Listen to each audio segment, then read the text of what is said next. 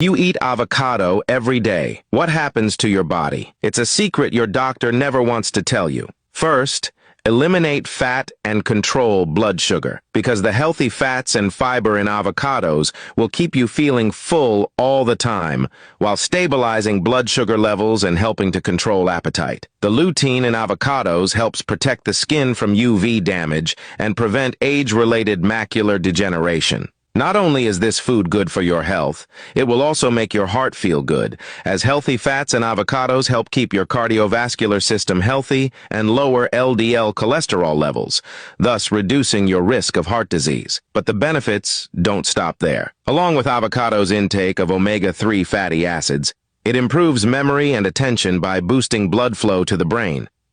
Developing this habit helps maintain a healthy digestive system and reduces inflammation in the body, thereby reducing the risk of disease. Don't forget to share this video with your good friends.